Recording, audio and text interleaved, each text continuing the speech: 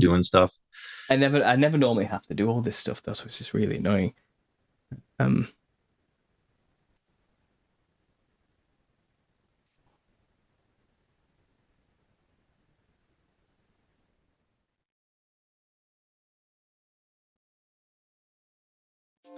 Right, we'll just let that go.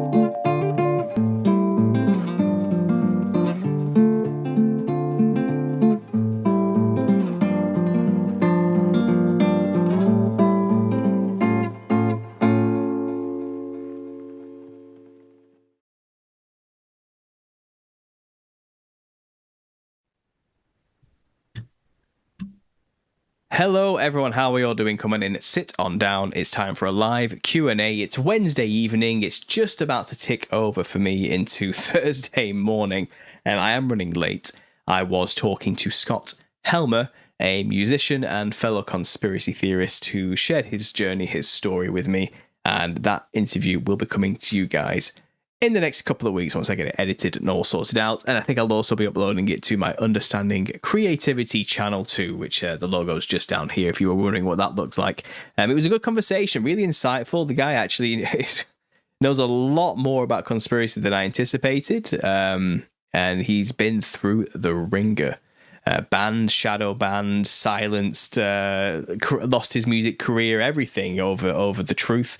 And it's an inspiring story, to be honest, to listen to him still powering through. So that's coming soon. You can enjoy that. And another quick announcement just before we get into this show today. I have sold pretty much all of my copies of the Nephilim Look Like Clowns for this batch. I have 2 paperbacks left. If anyone's interested in a signed copy, maybe just in time for Christmas, if I can get it through the post, who knows if I can. But if you want a signed copy of the Nephilim Look Like Clowns, 2 paperbacks available. Email me at understandingconspiracy@gmail.com and we can get that sorted for you as soon as possible. But there we go, guys. With that being said, I do have a semi-planned show today. A couple of people reached out to me in the week and they wanted to come on and just have a chat and call in. And that's exactly what I have set up. I do have one guest with me currently. The other guest has not got back in touch, so maybe this is all we're going to have tonight, just one guest, but that's fine by me. His name's Troy, and I think he goes by Sailor Boy Troy normally if you see his handle in the chat, but he did reach out saying he wanted to talk, and I have him with me now. Troy, are you there? Can you hear me? Hi, Paul. Thanks for having me. No problem at all. Thanks for reaching out. Thanks for wanting to talk on the channel. So the guys can see you now as well. Just before we get started, do you want to let the guys know where they can find you, what it is you do online, and then we'll just crack on with the conversation. Yeah, absolutely. So my name's Troy. My online handle is Sailor Boy Troy. Just to give you a quick rundown on myself, I am former military. I did a career as a firefighter, left the military, did a little bit of time in corrections, ended up becoming assistant fire marshal of the territory of Nunavut, so the Arctic. I was in charge of 25,000 people and 28 communities. So I heard a lot of different lore while I was traveling in my ways. When I left there, I started to get treated for PTSD. And the way the military up here in Canada is now working is they're putting us into these retreat type of deal. So that's what happened with me. I went to this retreat. It's called Dimensions Retreats. You can see it dimensionsretreats.ca. And I wasn't expecting to go up there and have happen what happened. I got awakened in a sense. They did kind of it wasn't with psychedelics, but it was with holotropic breathwork and marijuana with shamanism on top of it. I just thought it was woo woo when I went up there, thinking nothing was going to happen. And then after my third session, I came out of there going, I know where the 18 years went with Jesus, and the dogma is nonsense. And what do I do with this information? So then I kind of went down into as for the people out there who haven't been awakened, the integration process, or the dark night of the soul, whatever you want to call it, for about a year. So I'm just coming out of that now. This was all government regulated. They dropped 25K to send me there. And this is what they're using for PTSD treatment now. And it's being pushed a lot. So in doing that, I started doing DMT. I had to see if what I had seen there was the same, and sure enough, it did. And that's where I found your channel in all of my seeking. I've probably been about a year since Dimension. So all of this research I've done has been within a year. I've read about 40 books and put a lot of things together, and that's where the synchronicities come in.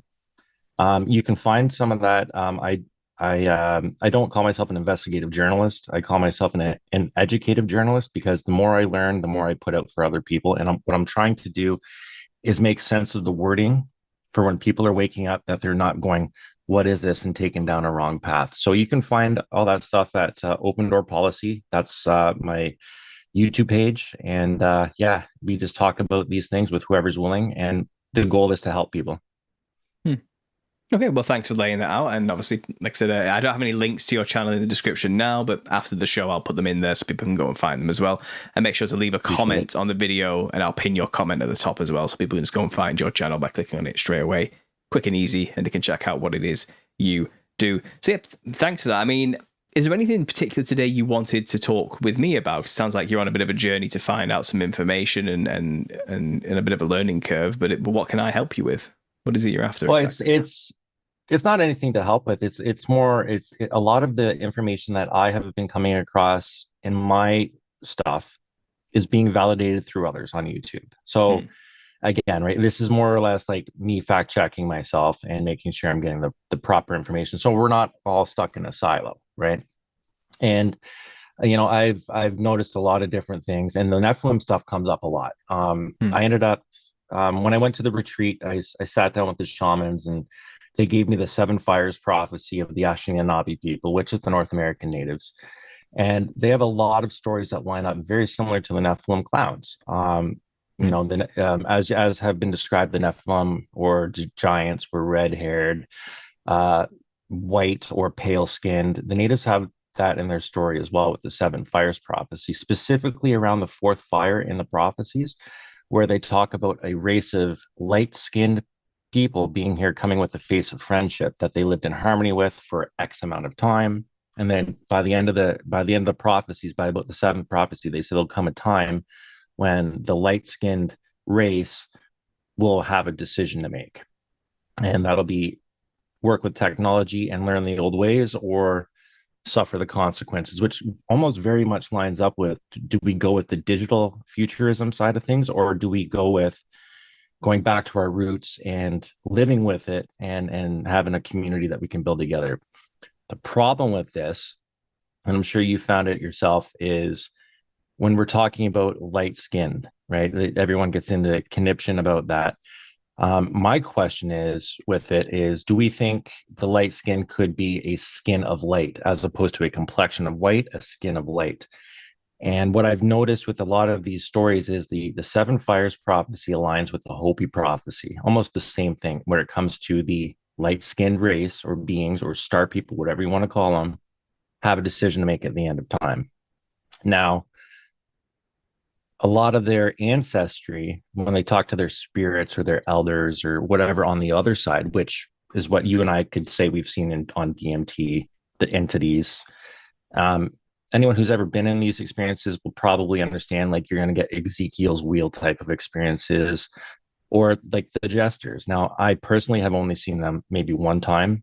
I normally, and this is what I kind of wanted to ask you from the psychonautical side of the house, is I've done DMT probably over 100 times. Like it's pretty accessible here in Canada. Like you can get it if you really wanted to. And that's kind of where the problem is. People use it to, that's where the new age kind of muddies everything, right? But normally the entities that I normally see are like the jellyfish type beings.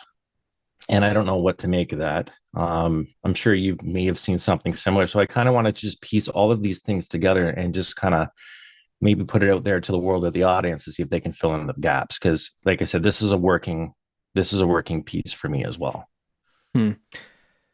Well, in terms of the psychonautic understanding, it sounds like you might know a hell of a lot more about those realms than I do. I did DMT 3 times, and in the UK, I suppose for me it was relatively easy to get hold of because I knew a lot of people and I was well connected in that drug world, so it wasn't hard to find somebody who'd synthesize some DMT somewhere. But when I did do it myself, it wasn't so much an experience of encountering entities so much as an experience with the environment of the DMT realm. Kind of seeing the creation for what it is, the designs behind it all. And I feel like I was very much being protected in hindsight, spiritually speaking, from encountering these entities. Because I only encountered a jester when I was sober in a DMT flashback, and which is a common occurrence for people who've done DMT regularly. You could just be walking down the street, then bam, suddenly you're in the realm again. It's kind of, okay, here I am. I know where I am because I've been here before, but it's a bit of a shock, to suddenly be there for no reason. And then you're back before you know it. And that's when I had my encounter. And you see these jellyfish beings. It's funny because when I saw this jester, and he was a giant, I was looking up at something enormous, but it was kind of like blended into its environment in a way.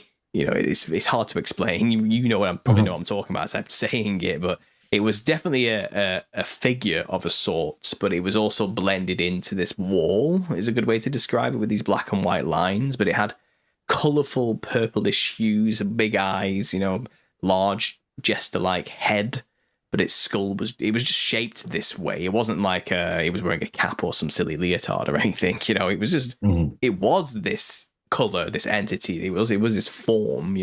But what was I distinctly remember whipping around it was like fish, like or flying vehicles. Like I can't explain what they are. They were golden, and they had like that weird 1950s space architecture to it, where they had like like I don't know how to explain it, how the people in the 50s imagined space travel to be in the future, and they had those ships that had like elongated points randomly sticking off them, like needle points and like circles around those needles like floating.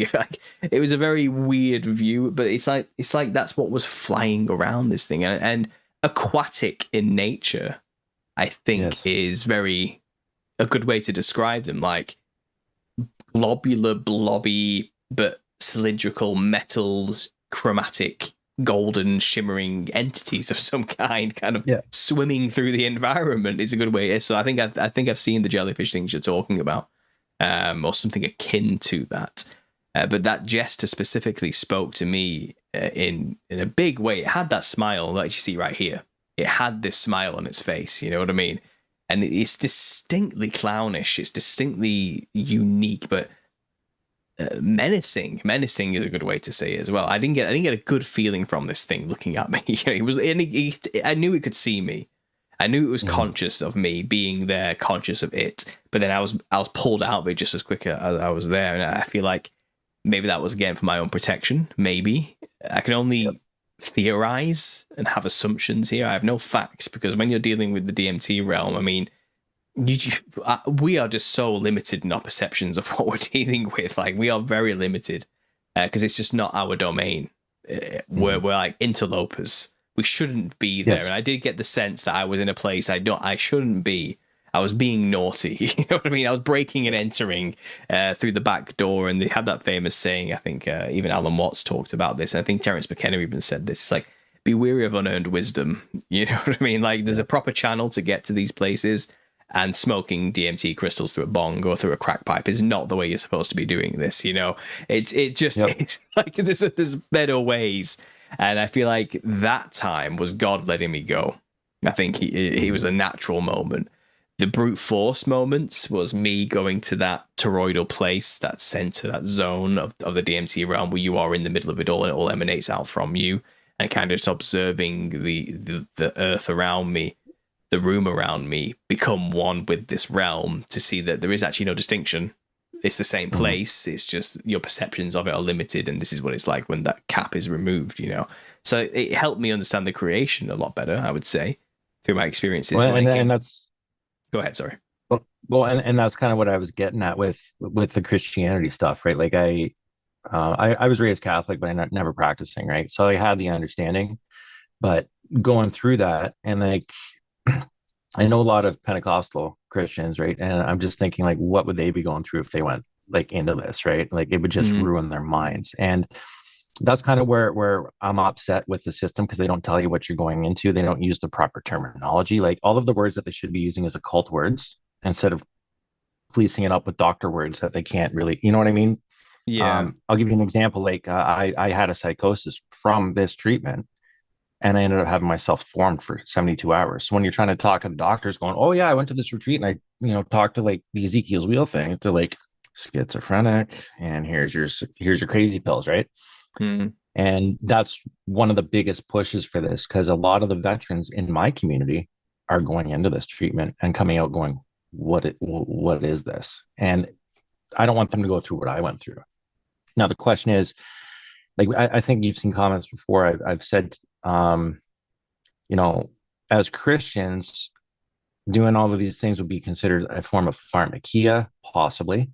But at the same time, if it's waking people up and people are seeing the same thing and people are starting to see it for what it is this like, is God allowing us for like one time to see it and then move forward? Like they kind of like one of those know your enemy type of deals, right? Study to destroy yourself, worthy type of stuff. It's a bit of this and a bit of that. I think God meets you where you are. I don't think it's a case of he'll condemn you if you ended up going to a retreat and they made you have a psychedelic experience or something. You know what I mean? I feel like, okay, I think God is like, well, if that's where they are, that's where I'll meet them. So I'll let them. Right. I can't stop them having the experience, but if they're going to do it, I'm going to make sure they at least find me while they're there. Do you get what I mean? Right. So I feel like there's a bit of there's forgiveness and grace with what we're going through here in this realm, because we are kind of whim to people pushing us around and sending us down places we probably wouldn't necessarily choose for ourselves. I think there comes a point though where God's grace, as abundant as it is through Jesus Christ, I think you can get a bit cheeky with it if you and he's not going to be made a fool. You can't make a fool of God. And I think if it's kind of like, well, I'm going to keep going back there even though I know better, then there's a limit, I think, to how much you can push God before he's going to let you suffer the consequences of that. And if that is being attacked by the Nephilim on the other side, then if that's what it takes to teach you that you should be careful, then so be it. I think you probably allow that, but it doesn't mean your salvation is at risk in any way, or that Jesus Christ's sacrifice is now limited and you're no longer worthy of that. I don't think it's the unforgivable sin. But I think what Christians kind of should have realized, especially if you understand the biblical narrative of what are demons, where do they come from, and where are they currently, it very quickly answers that, well, they're here on earth without a body, and we don't normally perceive them with our limited perception, but they can find ways to get through to us, usually through possessing another person's body. Yes. But that doesn't mean you can't communicate with them through pharmakia. And all pharmakia is keys that open up our perceptions. So, there's many forms and flavors of that. Like, for instance, a mushroom trip through psilocybin is actually very different to a DMT trip in terms of aesthetics. A mushroom trip is gloopier, thicker, more of a body high, more of a delirium, hard to understand what's happening. But your perceptions are still being opened up just with a, what do you call it? A augmented version of the mushroom style. Okay, yeah. More bubbly, more gooey, more flowy, more liquidy, more earthy. But then when you do DMT, you get that style of seeing that realm and having your perceptions open to that realm. It's the same place, but it's the veneer is quicker, crystalline, perfect. Your consciousness is clear. You know who you are and where you are and what's happening. It's kind of it's pinpoint, isn't it? It's clear as day. But it's not the same as doing like psilocybin. Then when you do salvia, it's a complete and total just delirium. You lose every sense of self and bodily function, and you're filled with confusion. And you see the psychedelic, fractal, spiral, mandala-ish, Mandelbrot set upon this wild geometry you can't understand, just like when you do DMT, but you lose your mind as well, so you can't process it when you're on salvia. But it's the same place with the same entities, just with a different veneer over it. This is what I kind of found throughout the drugs. I think it doesn't matter what you play with, you're just seeing more of the same thing. What is right here on Earth with us, parallel to us, and is always there.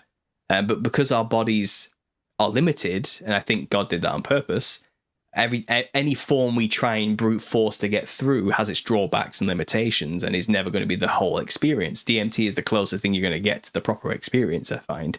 And I think perhaps there was a time where mankind was like that all the time, and was completely opened and connected to seeing that realm and this realm simultaneously, because it is the same place. It's just more of it. More of the details that we don't normally perceive, because if we did all the time right now, I think we'd lose our minds. We wouldn't be able to focus on the task at hand. We won't be able to live embodied in this world effectively. I think there are limits to what we should be perceiving all the time, because if we didn't, again, we just couldn't focus. It would be too much. And maybe there was a time where humanity could deal with that and could see it all the time and has integrated it. You look at talk about ancient tribes. Australia has the dreaming, this ancient historical understanding of a time where life was like a dream. Everything was like spirit and physical at the same time, and we're just not in that anymore, and that fits, doesn't it? And I think it has a lot to do with the pre-flood, post-flood changeover. I think when the rainbow was established as a covenant, this is my working theory, that was us, our sense perceptions being limited to that bandwidth of the 7 colors of the rainbow, because that is all we can perceive now. But that isn't all that there is, and we know that. We know infrared and other frequencies insects can see that we can't see, and birds see frequencies we can't see, and in levels we can't see, in colors that we just can't comprehend. Our limited bandwidth is not all that there is, but that implies rainbows didn't exist until after the flood, and this is a new thing. Oh, look at this new thing. I've never seen a rainbow before. And God's like, yeah, this is my covenant that I'm not going to, flood the earth again. And when you see that as a reminder, that I'm here. But it's just an odd story, a rainbow of all things. And I think it's a very literal. I think it's not just metaphorical for God's love and grace, but I think it's also a literal thing that happened because our sensory perceptions were limited. And that would make sense to why suddenly after that event, pharmakia and perceiving this realm is suddenly anathema to the Christian understanding, to the godly understanding, why God doesn't want us doing this. Well, what's on the other side now is an enemy that wants to deceive you and hurt you and kill you. Almost the prison for the Nephilim at this point. Yes, and if you go around walking around there, ignorant of them and what's there, then they can deceive you. So God would rather you didn't go around playing with fire and hanging out with demons, because there's nothing good will come from that. So I think it's a mercy. That's how I explained it to. Yeah, well, that's how I explained it to people, right? I was saying, psilocybin. It's almost like not psilocybin, DMT. It's almost like playing Nicky Nicky Nine Doors, right? You're there and you're gone. But you go in with mushrooms, like you could be paying for it later on. Like I said, I've done it about 80 times. I'm afraid to go in on mushrooms now because you're in there longer and you might have to answer for whatever you were doing. And that's what I'm afraid of, because everyone says it's woo-woo. But if it's a cult and it's true, then these doctors that are providing these treatment to actual people, they could be letting something in and not let, you know what I mean? That's where it kind of messed me up, going, I don't believe in possession, but now I do. Because if I believe in this stuff, then I have to believe in this stuff. And going back to what you even said with Atlantis, or not Atlantis, but pre-flood, I go to Atlantis immediately with that. I said on another episode before, I was like, I believe that Atlantis is Satan's school of eugenics. They were the first ones here. The Bible flat out says to Adam and Eve, replenish, right? So that infers that there was something before.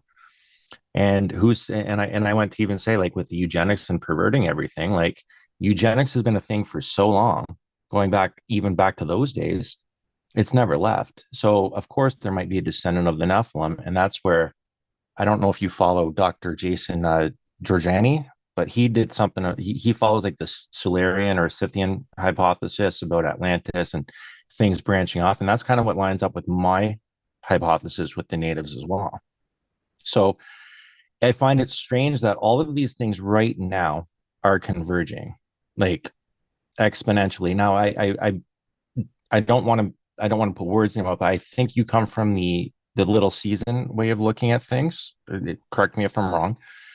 Um, but if you look at what's playing out right now, whether it be fake or not, it almost seems like if you were going by the tribulation track, let's say out there for Christians, right? Everyone's like the end of the times is coming, for instance.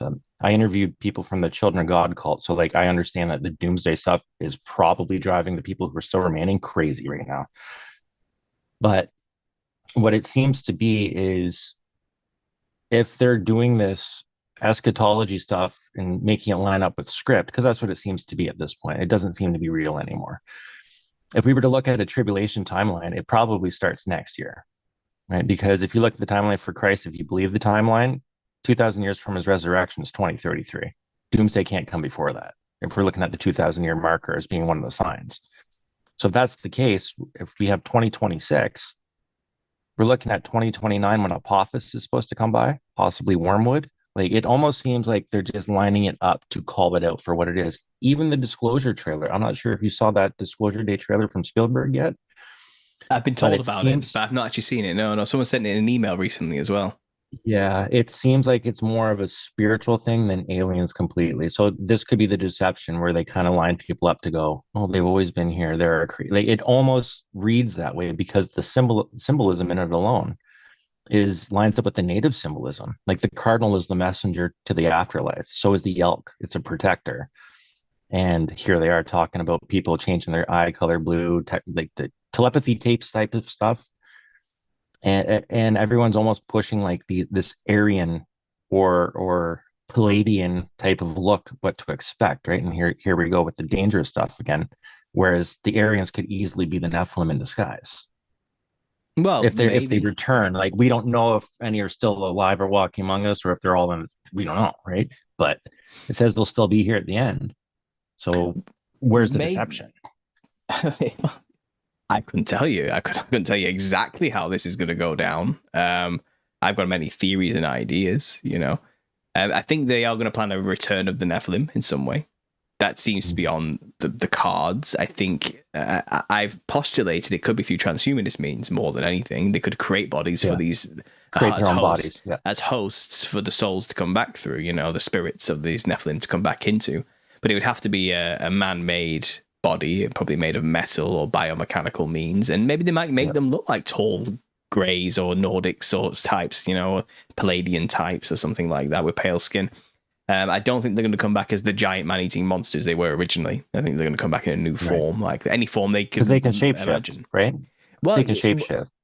If they had a physical form, they might have angelic abilities because of their parents to shape matter into what do they want. But I think as they are right now, without a body, they're very weak and useless, and we have to give them a body, which is our own, or make one for them. And I think a lot of the methods that are being utilized today in modern technology, we talk about the singularity, in transhumanism, where all technology converges to a point where nothing will ever be the same after it reaches that point, because there'll be the point we can transfer consciousness, where technology in terms of AI and robotics will become so advanced it'll be indistinguishable from human bodies or thoughts. So that means consciousness can now be housed, which means we can live forever by moving our own consciousness into these immortal bodies. That's the aim. That's the promise. That's why they say they're building these things. But I imagine once they make a whole army of these biomechanical AI algorithmic brains and hybridized brain robotic bodies, vessels, the only thing that's going to fill them instantly are going to be this horde of Nephilim spirits just waiting for a body. I don't think the humans are going to have a chance to transfer their consciousness, because I don't think that's actually possible. I think that's a lie. I think the body and the mind and the soul are all one God created system. You can't separate one from the other. It doesn't actually, we're not like a car where you can just take one thing out of it and put it into another. Like that's not how. That's actually a very basic way of looking at humanity, and especially the mind, spirit, body paradigm. The soul and the spirit and the mind, and what that is, and what the body is. I don't think the body and the soul are separate. I think that a lot of Gnostics like to think of it kind of that way, like we are in flesh prisons, and we need to free our souls, our spirits from the cycle or the trap of the demiurge or something like that. And but I don't think it really works like that. I think the body and the soul are one. I think they're one system. And yes, the flesh is fallen, though. It's corrupted right now, and it causes a lot of problems for us, which is why we need to be born again in the spirit. And I think that comes with a bodily transformation in some way, and I think that it's a supernatural experience. I think, and that's why we needed a savior. That's why God gives us the born again experience, I think. And that isn't to say the flesh is not weak. We can't easily, but that's also because we are weak. Our mind is weak. Like we are susceptible to sin, and it's kind of, this world is full of temptations, so it's a complicated process. But I think this whole idea that we're going to somehow transfer our consciousness into another body is a lie to get us to build the means in which the Nephilim can come back. So it's the "you will be as God's promise" from the Garden of Eden. Just go along with the knowledge and the wisdom and use the technology to make yourself gods, and to take control of your own evolutionary process without God, But it was never for you, really. That was the lie, to get you to build the things they need in order to live forever themselves as the new gods on earth again. And I think, in many ways, they could pose as like we are an ancient consciousness from another solar system that has inhabited these vessels you primitive beings have created in order to teach you what you need to do to transcend out of your body. They'll come with a new religion, and that'll be the means in which they'll enter into our realm to tell their lies, I think that is on the cards. That is a long plan. And how that's going to look, I don't know. I just gave you one possible Hollywood scenario. I think I'll put my house on this bet. I'm telling you, it's going to be a childhood Zen type of scenario. Like there's nothing points towards anything else. Like if anyone who hasn't read that book, I highly suggest you do. But like that talks about, the overlords, right? They come in, they make things better. And then when they reveal themselves, you're like, oh boy, like I didn't expect them to be what they are, right? They look like and that's demons. the big reveal in the book. They look exactly like demons, right? Which is funny. And I'm not trying to be facetious or anything by any means, but like I didn't have Killer Crowns from Outer Space on my bingo card either, right? But looking at your stuff, I go, you know what, that makes sense. Like it absolutely makes sense. I guess my question would be is to add more credence to where you're going. Like, have you seen any even UFO reports, abduction reports, or anything that kind of adds more to, like, because some people again think these things could be Nephilim. Like, have you seen anything that might resemble something like that in an abduction type of scenario, or is it just strictly based on the cultural? The alien phenomena, the modern alien abduction phenomena, seems to be dealing with a completely different creature. I think likely man-made vessels, but that are currently housing Nephilim spirits, but they're not good vessels, and they're limited, and they're actually not very impressive. Like the Greys, for example, they're more like homunculus type abomination bodies like that just do the job but aren't really useful, and don't last very long and are hard to control.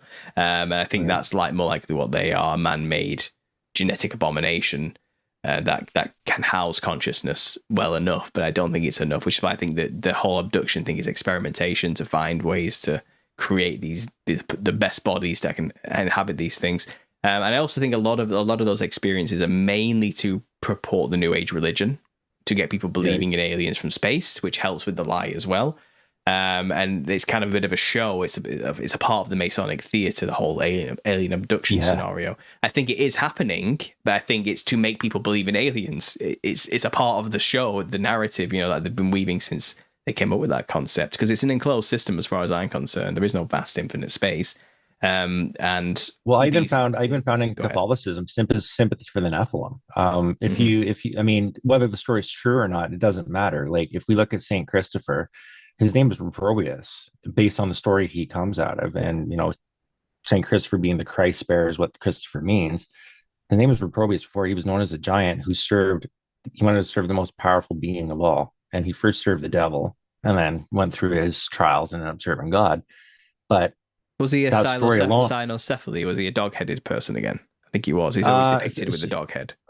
So yeah, they kind of either put him as a dog head, or they say it's a miscommunication from Canaan, right? So they think they might have got mixed up. But either way, it's sympathy for the Nephilim, because Enoch says, like, when they went twice begging to not be destroyed, like God's like, nope, no bueno, like you're done when this is over.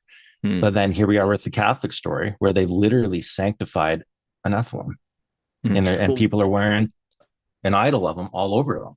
are we sure it's a Nephilim? Because I think there are a lot of people who also genetically engineered themselves who aren't Right. Nephilim technically by definition. They're not actually half angel, half human. They're just mutants, mutated humans. So that's different. I haven't looked that far. I have not looked that far into it. Yeah, so this might help you research then. The Book of Jasher talks about this. There was a time period just after the Nephilim were killed, before the flood, where humanity began to genetically engineer themselves. It's called the mixing of kinds to provoke God, specifically to piss him off. That's why they said they did it. And they must have had help from angels who were not locked up, angels who did not mate with human women originally, because the punishment for those ones who created the Nephilim was they were bound in chains Straight to the pit. Yeah, till the end, you know.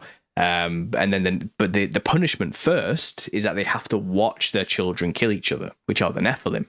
So they watch the Nephilim wipe each other out in horrible battles. Probably the mountains we see today are the bodies of these things strewn all over the place. You know what I mean? These things were enormous, like titans, truly enormous beings by the end. But that means the people that were left had to like live in this world full of rotting giant bodies. Like, it was just a horrible scene, you know. But I think they were also angry with God. And I think some of the angels who were left behind, who said, well, we can't have sex with human women or manipulate the genetics ourselves with our own DNA because the consequences are too harsh. So let's just teach man to do it to themselves. And that's what happened. The man did do it to themselves. And I think this is where you get modern day cryptids from. So anywhere you see a hybrid between a human and an animal. So there's lots of examples. You've got mermaids, sirens is a good example of that. You've got flying harpies, bird women. You've got Mothman. Well, weren't some of those women said to have been the punished mothers of the surviving Nephilim? Like, wasn't that the fate of them? So I don't think a siren is necessarily the same thing as a mermaid. So a siren, I think, is a human woman who was genetically changed into a serpent-like creature. That tends to be what sirens actually are. And a good example of that is Echidna. In Greek mythology, she's the mother of monsters. And her husband was Typhon. The sea serpent dragon. Okay, so a dragon, an angel, a seraphim, but a sea dragon, basically. And it does say in the Book of Enoch that the women who mated with the angels became sirens. It doesn't specify if that was a punishment or a gift from the angels who they were having sex with. You see what I mean? As a sympathy type of thing, yeah. Well, more like you're going to give birth to giants, so you need an upgrade so you don't die. So I'm going to turn you in. So we're going to genetically change you into sirens, which is like a serpent-human hybrid. Usually, like Echidna has two snake legs rather than human legs. Okay, that's how she's often depicted. She's holding it. She is the one on the logo for Starbucks with the legs. Starbucks, yeah. You know what I mean? Like, but that's a siren, and it seems like the fate of the women who did agree to create Nephilim with the angels became sirens. That's their fate. But a mermaid is a fish woman. Okay, so that's a different thing than a siren, technically. And I do think this mixing of kinds after the Nephilim died is where we get hybridized human chimera stuff going on. So mermaids, harpies, centaurs, horsemen, you've got bull-headed men, there's all sorts of examples throughout many mythologies of hybridized human-animal hybrids. But then you get also chimerid animals as well. Like a griffin is a good example. You know what I mean? A lion and an eagle and a serpent tail and all. You get these weird creatures created, I do think all that stuff was made just before the flood. And that's why we have cryptids today. Kind of that's literally scattered. That's exactly where I went with this. I used to call it Satan's School of Eugenics, right? Like that's what Atlantis points towards they were doing. It has to have been. And then here we are, right? But I guess my question for you and the viewers would be like for the people who don't have any voice or anything, people who are waking up, like number one, what has woken you up would be the question I have. And do you have the support? Because like this stuff is hard to go through, like not including the psychosis you go through when you wake up. But then when you start reading this stuff and the more and more you read it, it says, you think you're losing your mind.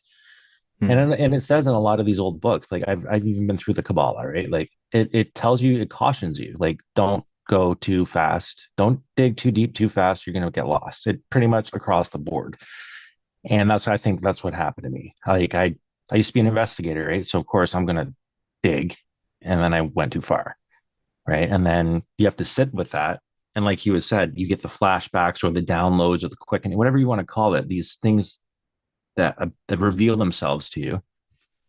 And then a couple of weeks later, you start seeing it in the, like almost like patterning. You start to see it unfold, and it's accelerating. You've said it before on one of your podcasts. Everything is speeding up and getting to like a singularity. Essentially, it's just kind of like there has to be a reason we're all here right now observing this, even if like especially if it's a simulation. If it's a simulation, it makes more sense. It truly does, because maybe they're just running the probabilities of like 1984 people over and over again to see what the result's going to be if they take God or not. Like it could be as simple as that, or it could be as crazy as you can make it. But all of these things are happening all at once, and people are coming to the same conclusions, whether it be through witchcraft, psychedelics, new age, or whatever. A lot of people are coming back to Christianity, but I think where the problem is with the Christianity part is people look at New Testament only and stick with it. And even the naysayers, they don't know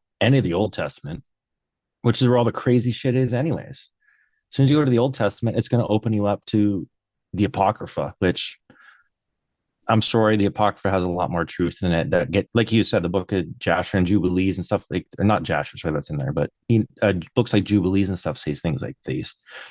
And that's what is waking people up. It's just a matter of when people are waking up, you don't want them to go into a book. They read Enoch and then they see a book on a witch's cell that says Enochian magic, and they go, "Oh, this must be good. I should read it." And then here they are doing sigils, right?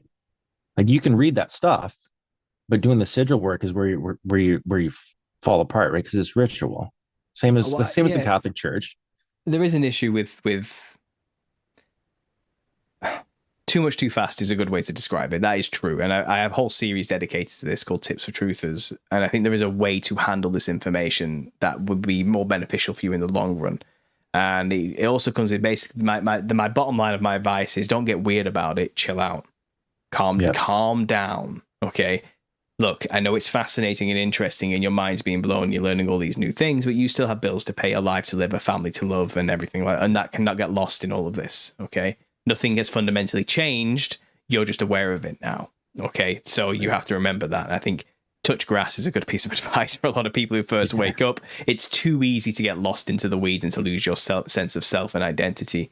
And it's always good to surface up some air every now and then when you're getting deep about these things. And I kind of always reinforce this. And I do think, again, small bits, digest them, move on, integrate it before moving on to the next topic is always a good piece of advice. Seldom followed advice. Even I didn't follow my own advice until it was too late. This is the problem, you know? So I get it. It's tough because you want to know everything. And yet there is a pipeline to Christianity. If you're coming through the back door like I did, or it sounds like you are, it's this idea that you do go through the occult first. And occult just means hidden, so it's the stuff people aren't normally looking into, you know. So you do often go through the Apocrypha, or you go through these extra biblical texts, or you come out from a Hermetic or alchemical Gnostic worldview first, or again, you come from the New Age, maybe mystical side, or Eastern mysticism, or theosophy, or something. And you might not even know that's what you're going through because you haven't heard those terms or those root source terms before. But you're going through this spiritual experience, you know, and psychedelics is another route that some people come in through. Yes. But it always tends to lead eventually to the Bible, biblical history, and Christ. It always leads there, and that's great. And I think God will meet people where they're at. And if that's what it takes to get them there, he'll let them run the process to get to that conclusion. But then when you do get to that conclusion, there is a lot of misdirection and a lot of confusion. There is a lot of nonsense in some of the second and third Enoch translations, for example, which is highly, you know. So I say people don't know, stick to first Enoch. And then there's also a confusion. Well, wasn't the first son of Cain called Enoch? Isn't Cain bad? Who wrote the book? I've been down that rabbit hole myself. Which one wrote it first? There's two Enochs, you know, and if you look at this, the Enoch that comes from Seth, it's actually like the 8th generation, not the first from Cain. So, and if you look into what Enoch the Evil did, he was a cult-worshipping, dragon-worshipping, sun-worshipping cult creator who built cities to subjugate people, and it was just like his father. Solon the Magnificent. Yeah, so when you get to Enochian magic, you have to wonder what Enoch they were talking about, who was doing all this dark occult sigil magic. If you look at the Enoch that's in the first Enoch and what he was tasked with, he was a righteous, upstanding man who basically was tasked with explaining from God directly to the Nephilim, you will have no freedom from this. What you have done is unforgivable, And he followed through, knowing he could have giants killing him at any second, angry with the message. So he was a righteous man who did what God told him to do, and you can find no flaw in the good Enoch. But maybe all this stuff we have about Enochian magic and the other stuff probably comes from the other Enoch. But do people know there's two Enochs? Probably not, because you have to know the stories, you have to read a lot of text, you have to kind of get to grips with this narrative. And he said a lot of Christians who wake up to, okay, so I've gone through the occult, seems like Christianity is the truth. I better go to church then. But the churches are so watered down, barely even milk. Barely even milk that they're teaching there. And it is just the basic gospel, which is great. And maybe that's what you need to hear first, and get the gospel right before anything else. Absolutely. But then you're not going to learn anything else deeper about the nature of what's going on just from these churches alone. And it seems like they're designed that way on purpose. And they're actually that's you're absolutely correct, because I went into the Catholic churches and I went to a Presbyterian, like all the denominations I'm not even familiar with, right? I'm like, I just want to hear everybody. And of course I went to the Catholics first, and I'm a heathen because I'm even looking at this shit. I'm like, okay, instead of telling me a heathen and not to read that book, why can't we sit across from each other and have a Bible study like we're supposed to do? And you tell me why it's not good. Instead of, and this is what he did, I'm not joking, he handed me Catholics for Dummies off of his fucking shelf. Pardon, I'm sorry if I'm swearing, I apologize. But he handed me this book and goes, there you go, the answers are in there. I'm like, thanks. Like, great spiritual advice. Don't read Enoch, read this dumb book. I'm like, okay, so the Catholics are out, and I crossed them off my list, right? And that's when I started piecing things together with it, because I almost joined Freemasonry. I was this close to joining Freemasonry until I realized the rituals line up with the Catholic rituals, that there's a humiliation ceremony involved. And once you start making those oaths, like this is as far as I went with all of this stuff. And after that, everything started to fall into place, right? Enoch is obviously important regardless, because if they don't want to touch it, there's clearly a reason for it. And in my opinion, we should at least know it so we can know what to expect. Because there's no why that this book has been around for so long. Even with the New Agers out there, they poo-poo the Bible and everything else. And I asked them, I always normally challenge them. I go, hey, can I see your book in there? Do you know this is from Kabbalah? And they're like, no, it's not. It's not Jewish mysticism. I'm like, you're clearly not reading. And I'll always be able to find Kabbalah, no matter how it's spelled, with the Q, the K, or the C. It's in all of the New Age books. And what are all the New Age books refer to? There's always another name in a New Age book. You're going to see Metatron. Oh, where's Metatron come from? There's Enoch 3. And then that brings you up. So it all comes back down to even Raziel, the angel Raziel, right? I'm like, you cannot say that Christ doesn't exist, Allah doesn't exist. Any of the Abrahamic religions, you can't poo-poo any of them, because all of your New Age stuff proves it. It all brings you back to the same source. You guys talk about source. Source is literally where this all came from. But they don't, and they don't want to admit to it. They don't. Well, it's funny because I think there's been attempts in the last century to put the Book of Enoch into the category of Jewish fables and myths, because it was found in the Qumran caves in 1948, I think, with these other books and these other heretical books as well mixed in with it and fables. So because Enoch was with it, the Book of Enoch it was only discovered in like the 40s. It's like, no, well, it was canon of the Ethiopian Bible long before that. And the Ethiopian church is one of the first early churches of the first century. It's like actually goes way back. It's not just some new thing that got discovered, but I think there has been this attempt to, we have to write it off as Jewish nonsense, and it can't be part of the Christian canon. And I think they've done everything they can, but you just read the damn thing. It's like, this answers everything. This is why it's not even a hard read. It's really easy, and it actually glorifies God in every way as well. It is in no way an anti-biblical, anti-God of the Old Testament or the New Testament book. It's completely about God's justice and righteousness and his choices, and what the rebellion of the angels, what really happened there, why we have a problem of demons. It answers all the questions the churches do not have an answer to.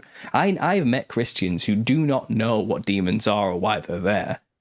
Yeah, well, they just those are your are. lukewarm. Those are your Yeah. lukewarm. I go to church on Sunday and then I go have Denny's after and gossip. That's the type of Christians that we're dealing with. And I've had comments saying like, "Oh, those aren't Nephilim; they're just unclean spirits." It's like, well, what do you think the unclean same thing. spirits are? Where do you think unclean spirits come from? They have no answer. They don't know.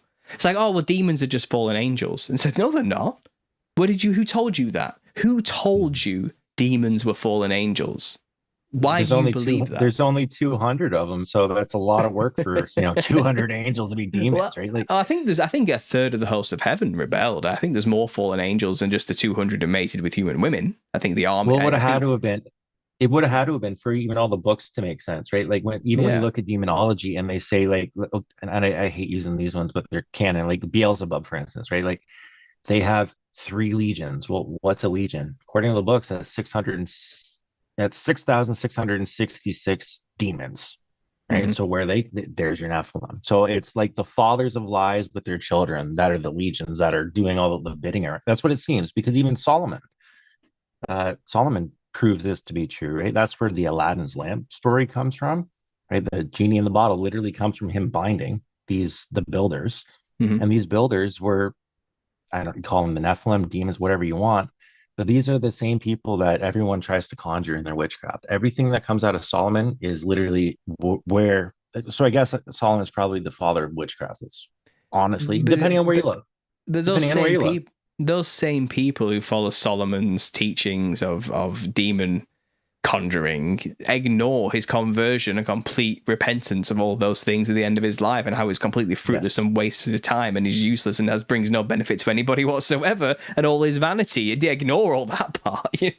It's kind of like they They haven't fo- bothered to read they ahead. focus on they focus on his sacrifice to Moloch, right? And that's Yeah. kind of like, even though they were crickets or grasshopper, whatever, like you still did it. And that's where like the curse of Moloch comes in, and that's become the god, it seems, of Freemasonry and not what it should have been. And then it goes on and on. Like this, I've only been at this for a little over a year and a half. And like this is where my knowledge base has grown to. Like again, the people out there listening, you are not going to have the answers immediately. Don't rush it. You're going to Mm. drive yourself sick, and what is that serving? It's not going to service anything, right? Like you said, we got to stay grounded. We have to read the books, and we have to build communities like the one that, like, again, I'm happy that you and I were able to have this conversation, because this is the community that needs to get out there. Mm. It's being built fast, and everyone's coming to the same conclusions within. And it's not like out there, like there's not a lot of people that are crazy going, this is my nut stuff. Like it makes tangible sense, and Mhm. there's evidence for it as well, right? Like for instance, you can tell who in Hollywood has been to the other side. It's very obvious if you've taken DMV or psychedelics. I'll give you like six examples off the top of my head now. There's Salvador Dali for sure. His paintings, I've been to the desert. Uh, Tim Burton, he's been there. All of his stuff is literally like the kaleidoscope when it turns into the holo records. You have any type of cubist artist that's been out there, your Picassos and otherwise. Alice in Wonderland, for sure, was written based on at least some, because those were the opium days. I don't know if opium gets you to the same place, but I'd imagine it does. And where am I at? I'm at 4 or 5. But anyways, like that's kind of what I'm seeing. Even if you look at the church, you've posted stuff about this as well. Like I've come to the same conclusions. The cathedral top looks like a kaleidoscope, but you looking up at an altar in a church. Like, were they Mm. sacrificing people here, tripping on ball? You could go that far with it. But either way, like these tapestries are the same stuff on the other side. Mhm. What is the point of them? I don't know. But even these artists are putting it in their artwork out there. There's the tangible evidence we need. Stephen King's another one. Um, some of his books, it almost like the Dark Tower series. I haven't read it, haven't seen it, but I've heard it's very much lines up with, a lot of the DMT states. But even with it, like it is a Lovecraftian being. Like on the when he converges at the end, um, H.P. Lovecraft, another one, right? Like these are seers as well. Like so, the question is, the entities they're seeing on their side of the house sounds very similar to how Ezekiel was his Lovecraftian angels. And a lot of the trip reports up to now, people are getting the balls to go in and say, reveal your true self. And a lot of the revelations are something Lovecraftian with tentacles and eyes, like the jellyfish people I see. Mm. And that's what's kind of it almost adds up to these could be the archons as well. Like there's so much out there, and without that basic understanding, you can go into Gnosticism because you think you saw an archon and you're there forever because you can't get out of it because you saw something, you're convinced of it, and that's where you are instead Well, of reading I'd the be extra weary books. I'd be weary of thinking just because you said reveal yourself, they're going to show you the true form. I mean, they could show you Right, anything they want to show you and send you away thinking you know something, and they're happy for that right. as long as you haven't figured out the truth. I think unless you demand it in the name of Jesus Christ and His authority, and I think then they probably have to show you, you know. And that's the But other thing, people say that these grays go away from like the name of Christ and even stop their trip. So like there's validation to it. yeah, But then we get stuck in the conversation where people go, it's not Jesus Christ, it's Yeshua. And then we're like, okay, now we're well, getting the whatever. names of the Savior mixed up. Like I'm it's not an I'm not getting ongoing into battle. that's an argument, I suppose, for another video because it can go long. But Oh, okay. I would say Jesus is the name. Personally, Mhm. that's what I've come down to, and I only know this as well through it. I've used the power of the name of Jesus, and it works. So that's my first-hand experience. It's my first of all the reason why I believe that's the case. Also, secondhand and tertiary experience is that I know there is actually a movement out there or a force out there online trying to get people to purposefully use the name Yeshua, and Mhm. actually offer money to people to push that whole Hebraic I've roots seen the counter of narrative. that as well. You know what Yeah. I mean? I've heard. I know people are being paid to do it. You know, and to talk that way. So that has to wonder where's that coming from. And at the same time, the name Yeshua itself, again, in modern Hebrew is actually very modern. It's not as old as people think it is. So I would say if you go back to the Greek, in which Paul was speaking and everyone was speaking, and go back to Aisos, I think that's the name. I think Jesus is the name. Okay, and I think it's that simple. I think a lot of people want to overcomplicate it now. But I think also language is language. I think as long as you are referring to the one who came, sent by God, who sacrificed himself for your sins so you have a way back to God, then I think we know who we're talking about, and I think it's okay. So I think getting wrapped up in that is a bit of like a wrapped up in pointless genealogies and trivial matters to confuse away from the point of a Right. man came and resurrected from the dead. Okay, that's who we're talking about. Okay, forget what his name was. That guy is your guy.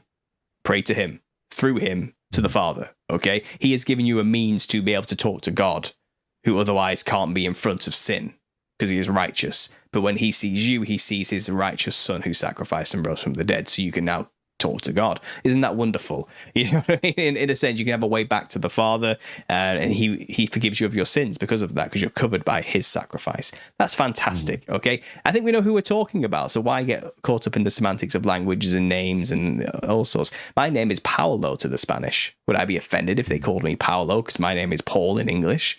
No. We know Right. who you're talking about. That's fine. That's their language. Whatever.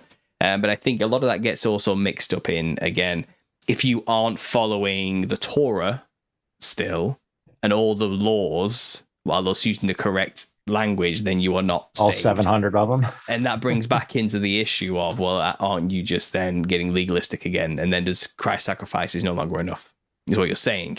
That's the issue it gets to, you know, and I think God's law is righteous. It's good. And following it as best as you can will bring benefits to your life because there's some good rules. You know what I mean? That are actually useful. But if you think you must follow all the law or else you're not saved, I think that's wrong. I think that's the point. That was not the point of the Christ sacrifice. I think that's actually spitting in the face of Christ's sacrifice when you get to the bottom of it. But there's no harm if you want to get a close relationship with God in following the law. There is no harm in it, but never for one moment think that following that law is the thing that's saving you. And I think that's where that barrier starts to get blurry. You know what I mean? It starts to get a little bit the lines, and I think that Well, people that's get why the Noahide laws sound good, right? Because like yeah. there's not a lot of them, and they're only like there's only a few differences. They're practically the Ten Commandments with a few changes, right? Just but everyone's going, oh, that sounds great, but that's not what we're serving. You could live, like you said, you could live that great, but that's, like you said, it's not going to save you. Just like the Ten Commandments isn't going to save you, right? Like Mhm. there's things we got to do here. Just be kind and don't be a piece of shit at the end of the day. Like Yes, that's stop like the killing and very stealing basic things, foundation. Stop Yeah, killing and stealing everything and just be nice to each other and don't covet after other people's stuff. Basic stuff, you know what I mean? And also yep, venerate God first and foremost. That's some good, solid advice. It's a good job though that Christ sacrificed himself so you be sinless, because you're going to break those rules. You're going to absolutely, fail. You're going to fail, and you have to remember that. And that's why we need that sacrifice. That's why we need Jesus. But I do feel like there's a bit of a self-righteous, if you're not doing it my way, then I'm better than you and I'm now super saved type of attitude that comes with this whole Hebraic sacred name movement type thing, which I just, it doesn't, it's a gut that's also feeling. the spiritual.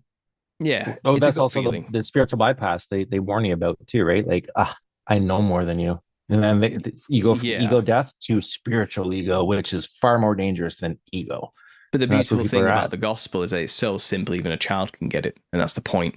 That's the point, I think there is a self-serving pride that runs through a large contingent of humanity, which that kind of Christianity with extra rules appeals to. And I'm not here to condemn them for it. If that's what you want to do, go and do it. But it's not the thing that saves you. Never lose sight of Christ's sacrifice as the utmost importance of what it means to be a Christian.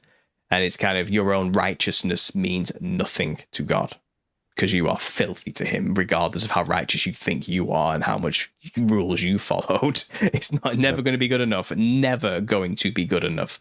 But there is this smugness that comes from that community, which I don't like. I think it's a bad image. And I think it puts a lot of people off wanting to be a Christian or understand the simple gospel message, because they see these other people following these rituals and these rules that they feel like they tell you must be following, else you don't really love God. I think that backloading on top of the gospel is a problem, because it puts people off at a sight. It's like, well, I don't like that.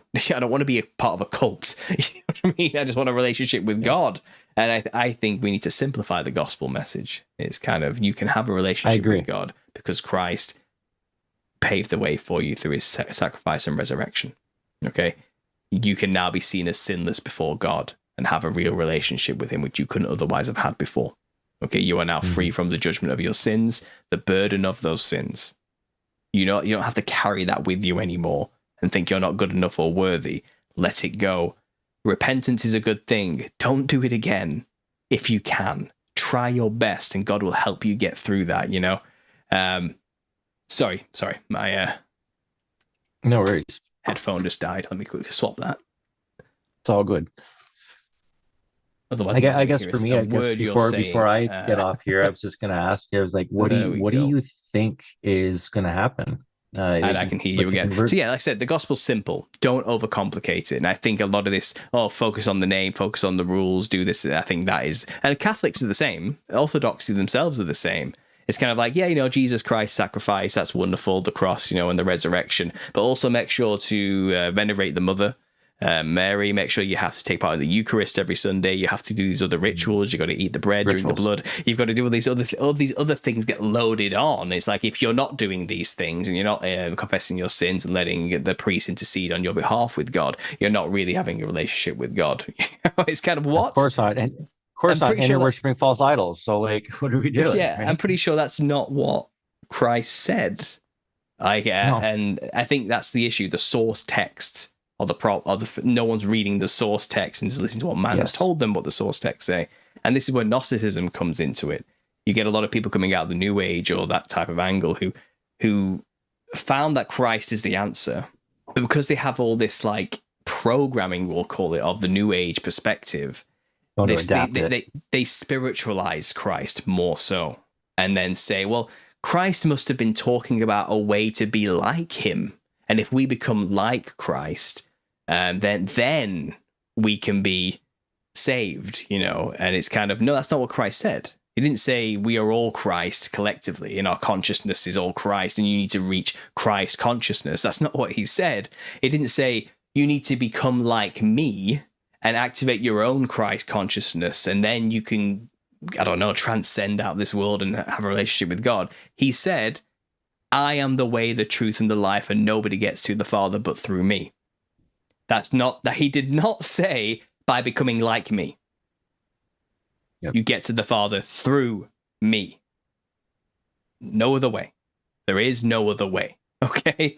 But so how Gnostics can then interpret Christ's words of, well, what he was trying to say is you need to become like Christ. We need to activate our pineal gland through the activation of the oil through the spinal cord. It's like, how do you get to that? You can only get to that if you don't know the source material and you have loaded on top of it your already augmented understanding of reality from a New Age perspective. That everything is just consciousness and we're all one source consciousness. And that's not Christianity. God is not some source that we all emanate from. Like, and we all go back to becoming. God is the creator of us, separate from him, and we disconnected ourselves from it, and we are separate until you are not separate anymore through Christ. That's the problem. Like, it's kind of, when you die, you don't go back to him unless you've got that way to get to him through Christ. And that's the problem. This is the hell everyone's talking about, separation from God in death. Do you really want that? Or do you want to get back to a relationship with your creator? You know, and that isn't becoming the creator in death. That's not the message of Christianity. It never has been and never will be. But these Gnostic types who want it to be that, because they still want to have that I can do it my way attitude. I can become like God. It's the same lie. And if I just do enough stuff or know enough gnosis or knowledge or do the right rituals or take the right drugs or have the right sigils or incantations or do it this, I can get there myself. But Christianity is solely a religion of humbling yourself and saying, I cannot do it. And that's hard. That's hard for humanity to say. It's hard for a man to admit that he can't do it, you know. And that's where I'm worried about. Well, that's where I'm worried about. Like we said at the beginning of this, I am worried that this is becoming therapy, right? They're giving people this new age mystical, it's more Eastern practices, most of it, but even with shamanism, they're introducing something that people do not have a understanding of, let alone a foundational understanding of their own religion that they subscribe to. And it's going to ruin a lot of, I think this is what's going to hurt a lot of people. But I also think people are going to wake up without having to go to these retreats very soon. Because from what I've seen in my research, at the very least, is these awakenings require trauma. So that's why you're seeing veterans that are waking up a lot quicker. They're tapped into this thing. Schizophrenics, another thing. I believe that they're one foot in the door at all times. Like they're stuck. But you're gonna start seeing this more and more, especially in, I don't know what the laws are in your country, but even the Americans right now are on the fence of putting like psychedelics in their VA programs as well. Like Canada's kind of like the leading point of it. Where a couple of laws for it to be full on where they can go full fucking DMT. But right now it's just they're kind of stuck with trials and they're using it with weed and holotropic breathing at this point, which is the Kundalini breathing literally brings you to this. We all know this. It brings you to the DMT world. It's a little bit more effort, but you can go. But people don't understand what it is. And they're not framing it for what it's supposed to be framed as. They're calling it mental health, and that is it. Yeah. And that's where I have a problem with it, because I know a lot of veterans who are going to these places because it is already their last resort. And then you go in there and they start saying, I'm talking to things with eyeballs. They're going to blow their brains out. It's only going to quicken their demise. And that's kind of my mission with all of this stuff. It's just, I'm not here to get views. I'm not here to become famous. Like I got a pension. I don't need money. It's just, I want to wake people up honestly and know what I'm talking about when I do it. And that's why I have these conversations with everybody, you know, and that's why I'm down this path. And I'm glad that I get to meet these people like you, because I think we are I think there's a reason we're doing it. There's a reason we're all waking up and converging now. And I think so. Yeah. It seems like time's running out a little bit for everybody, not just us, but for them as well, the bad people. The agents of Satan, if you want to call it, the Illuminati, let's call them. I don't know. I feel like the enemy, Satan just means adversary, so it's an apt label, really. I think they know their time is short, and I think things are spiraling to a point where people can't help but notice now and realize. Well, look at what they're releasing now. Look at what they're releasing on, like, call it a distraction if you will, but like the Labyrinth of Hawara found, right? whatever they found under Egypt. When I was growing up, I remember I've lived in a time where um, Troy was fable and then it wasn't, Hmm. right? So I lived in that time frame too. It's like all of these things are coming to the forefront more and more. And now for your listeners out there, like apparently the craziest thing in the Epstein files right now is that Ghislaine Maxwell was looking for Atlantis. Like that's in the Epstein files as well. Like everything, all this ancient stuff's converging, and it's combined with the biggest honeypot scam that's ever the world has ever seen, right? Like it almost feels like we're living in a twilight zone at this point. Like there's really Yeah. nothing you can do except watch, eat the popcorn, and record it, and hopefully hold someone's hand next to you and help them. Because what are we Well, really going to do against this? I would say lead them to Christ and understand that what happens in this world bears little importance in the long run of what comes after. And that you don't truly die when you die if you have Christ. If you live in Christ, you actually will be resurrected and you'll be on the new heaven and earth at the end of all of this. Until then, there is going to be destruction, death, and misery and pain here. And it's on our job as people who were born again, I would say, from a Christian perspective, to alleviate that suffering for others as much as possible through your own self-sacrifice, just as Christ did. And that's the small amount of mirroring of Christ you can probably get away with while here, like without actually becoming Christ yourself. And that's all we can do. And I think it's in those moments when it is hard where we can show what we're really made of and what we really believe. And God sees that, and our rewards are in heaven, not of earth at the end of the day. And I know that's little solace for people who are still stuck in the spirit physical mentality. But I think once you grasp the bigger picture, I find that you realize that is actually the best we can hope for. And thank God we do have at least that. And so I'm at peace with that personally. As I mean, I've come to terms. A lot of people listening probably are angry with that answer, and that doesn't help me at all. That's not what am I supposed to do now? I'm in pain. I'm dying. And it's kind of all I would say is, look, we're all dying. We're all in pain to one level or another. Don't blame God. That's all I can say. The world's fallen, it's corrupt. It's not God's fault. I mean, people don't like to hear this, but if you read the narrative and understand and look around, it's our fault. Okay, but thank God he gave us forgiveness, and he's going to let what we do play out because it's just and righteous and doesn't want to meddle in your life. He's not going to stop the consequences of our actions. Okay, he's not going to prevent that from it. It's going to happen. But this end, what happens here on earth while we're here for this time, it is temporary. Like there will be a renewal, there will be a change. And I feel like, this may be some Eastern thought coming in, but it's conventional wisdom really. It's kind of, trials and tribulations build character. And if collectively humanity is going to go through the biggest tribulation and trial that you could ever imagine, we better be better for it at the end of it all. And you'd think we would be. Maybe we've learned a thing or two, and maybe in the new heaven and earth, we wouldn't be so quick to destroy it and to bring it all down like Adam did in Eden, and to very quickly rebel against the loving creator, thinking or believing the lies that he's just trying to keep us down. Maybe, all right, then you want to believe that that's what God's doing. Well, let's send you out into the world and let's see how you do for 6,000 years. And you eventually come full circle, don't you? It's like, whoops, maybe we should have listened to God. Maybe we shouldn't have been rebellious. Maybe we should pay attention this time around. Maybe that's what he's aiming for. I always use that old symbol. It's like, oh, you want to smoke cigarettes, do you? Here, have a whole carton of cigarettes. That's what's happening. That's what's happening right now. And we're at the end of the packet, at the end of the carton now. And we're riddled with disease and lung problems. Like we're falling apart, and it's kind of that's what I mean. And it's kind of like, okay, you're ready to listen now.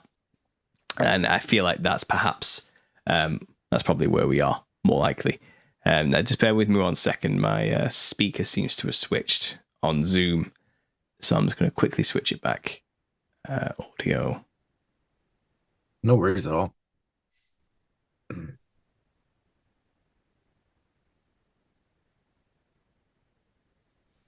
Ooh. There we go. So I should be able to hear you again now. Still hear me? I can hear you now. That's fine. Okay. Yeah, no, that's That's great, man. Like, because we're living on borrowed time. Like here in Canada, we have this thing called Bill C-8, and it's essentially it's going to take away our rights. Like, you guys have problems with what you post. You got to be careful out there in the UK, but it's coming here too. And for instance, like we can't even share mail or share news here in Canada. So, like, say CBC put something out, and I want to share it on Facebook, I can't. It won't allow me to at all. Even and it's CBC, right? Government issued. So, like, you have to like have backdoor ways of doing it. Like take a picture, print screen it, and then send it to your buddy, or attach the link. Even if you attach the link, it won't bring it up. Like, it's we're in trouble. And maybe that's what they're doing, and maybe this is the new age version of book burning, right? To prevent us from having these books, right? And that's why I still have a library, right? Because I don't trust the internet, right? Anything could be changed, right? Like, people call stuff the Mandela effect. I don't know if they're crazy or not. At this point, I don't even know if they're crazy or not, if things have been changed or not. But if you have a hard copy of something, they're not going to be able to change unless they burn it, right? So that's kind of where I'm at with a lot of this stuff, because like, people have these questions, and we can't trust anything. Half the stuff on the internet now is written by AI, and that's a whole nother podcast in itself. What AI is like, it comes down to, like you said, faith and discernment at the very end of the day, and just being kind to another person. And I think for me, at least, that's where I want to kind of sign off with this at. Just kind of leave that message out there to the world, because we're in the age of deception. Like, there's no other thing to call it. They call it the age of disclosure. No, we're in the age of deception, 100%. Yeah. Some might call it the last season of Satan. Who knows what you want to call it, but definitely in some weird little time. Season. Yeah, we'll call it that. Sure. Yeah. Well, Troy, thanks for coming on. Thanks for having this talk. I think it's been a good back and forth. I think it's been productive. I hope you've learned something from whatever I've said. I don't know if it's going to help you in any way, but it sounds like you're on a bit of a journey, and I wish you all the best. I really do. Hopefully we can do this again. Thank you, everybody, for listening, and this has been great. Like, again, like I said, you're a bigger creator, and don't let anybody ever tell you that you don't let the little guy be heard, right? Like, you're one of those examples of what you should be as a creator. So, like, never forget where you came from. So I appreciate you, Paul. Thank you for your time. No problem, Troy. God bless. I'll keep you in my prayers. Well. Cheers. Right, let me just quickly get this sorted. How do I switch back? There we go. I'm back. I'm like an old man with technology. Like, what do I do now? What do I click? OBS has been acting up recently, and my headphones just died, so that was a bit of a technical issue for me. And for some reason, it keeps logging me out of OBS, so I have to quite connect the YouTube account to it every single time and put in passcodes. And it didn't used to do that, but something has just suddenly changed, and now my life is inconvenienced every single upload. And I've got to just do trivial, annoying little time waster tasks just to be able to do this live show. But I think we got through that one relatively tech gremlin free, so I was happy about that. And Troy was a nice guy. I like talking to him. He was very open-minded, had a lot of ideas, and I think we had a good back and forth there. What did you guys think? Let me know. I'm in the chat now. It is actually a live chat this time with no 10-second delay, but I am on my phone doing this one because, again, OBS has messed up and I can't get the chat up visually on here to see it either. 155 people watching, apparently. That's cool. Thanks for being here. Bro's the new Paul. Who's the new Paul? Welcome back, Conspiracy. Thanks again, Paul. It's Canadians' own fault for turning their backs on God. A nation heathens pays the consequences. That's some harsh words, Dan. But yep, it's our own fault. Most of our problems are our own fault as nations, that's for sure. Collectively, shall we say. There might be some good individuals in between, maybe.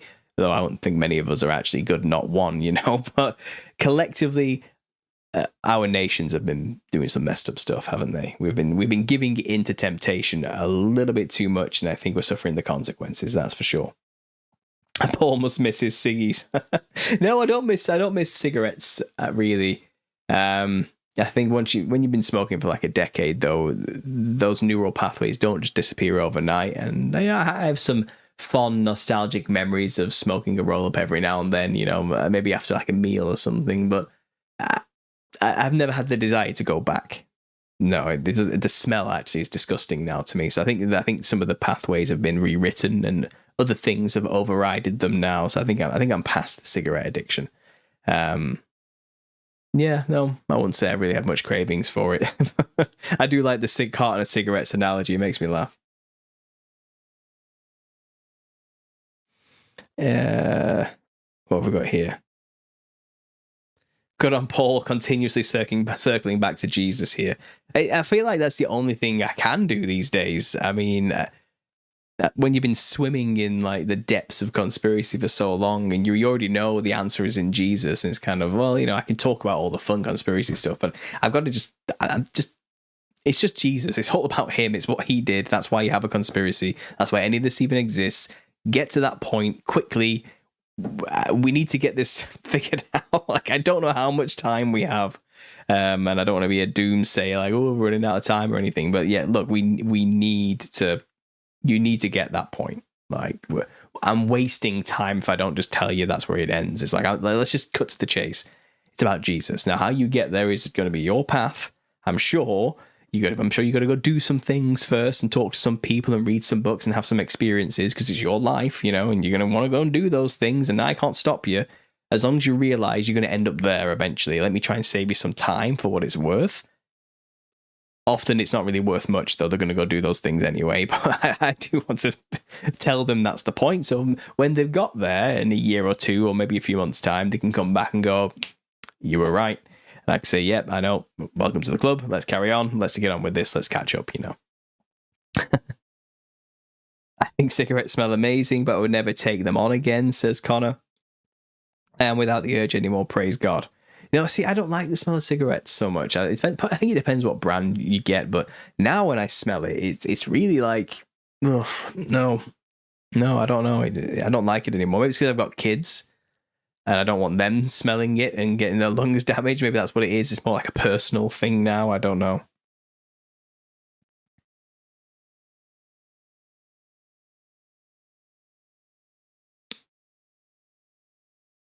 Thanks for sharing your journey, says Joyful One to Troy there. Yeah, no, thanks for coming on, Troy. It was a good conversation. We'll definitely do it again. Jeff says, I am Canadian and Canada is a commie blank hole. Everything here gets worse by the week. Jobs are disappearing and there is more and more homeless by the day. I'm sorry to hear that. It's not much better here in the UK, but obviously we are a commonwealth, are we not?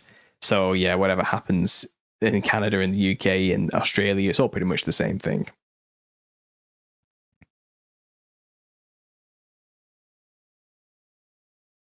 This Spielberg movie is the intro of the demons. Oh, aliens, we all know. I'm going to have to check out this Spielberg disclosure thing that everyone's talking about. I haven't had a chance to see it yet.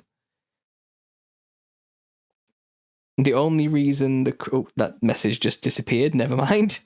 I was halfway through reading Matrix Unraveled's message there, and he retracted it. But something got him to Jesus, I'll tell you that much.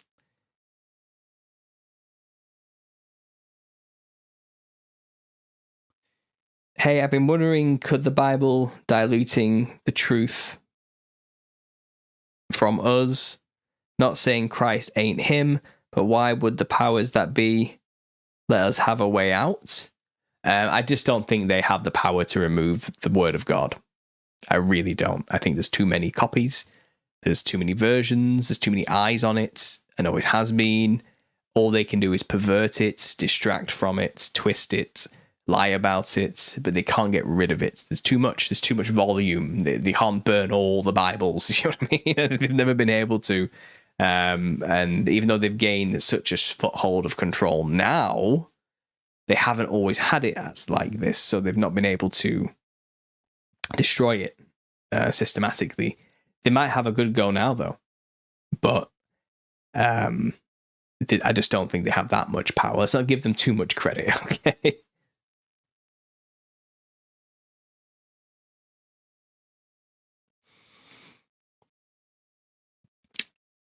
I think the joy of the detour is you can make connections with people on the way, and you end up bringing them along to Jesus too when you finally arrive. In that way, you're doing God's work, says LMK. That's a good way to think about it. That's a good point. I think so. I don't think I brought anyone with me. I was on my journey. I very much did it all on my own as a crazy conspiracy theorist locked up in my room, basically.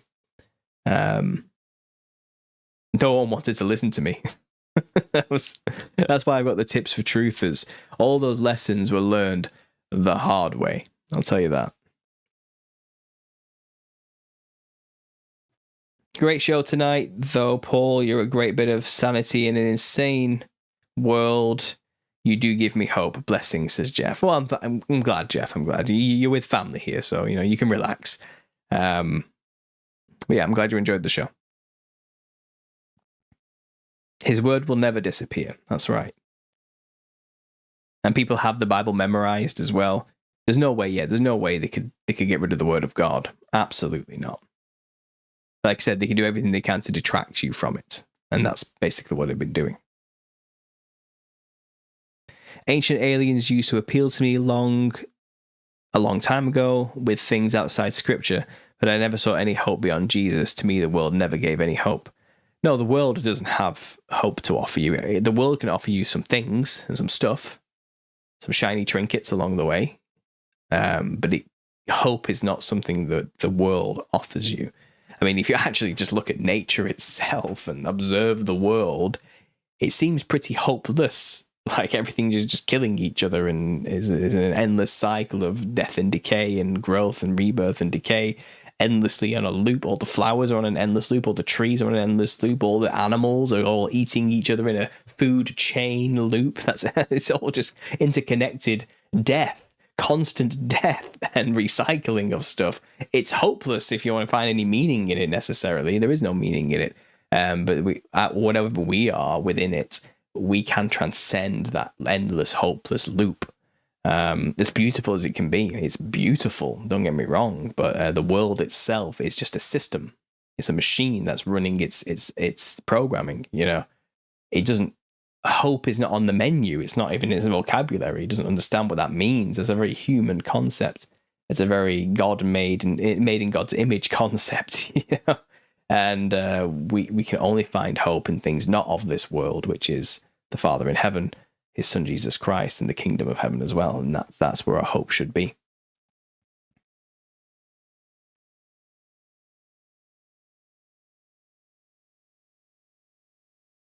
World, Lucy offers fake dollars and fame. Get lost, Lucifer. Yeah.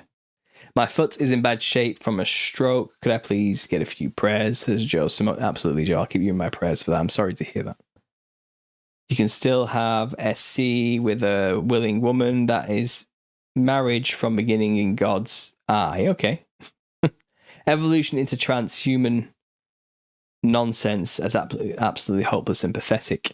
Yeah, the whole transhumanist thing is a real, messed up way of viewing things. Absolutely. So it's up to us to discern the truth. Nicotine kills parasites. It does. Jesus says to the disciples, modern marriage.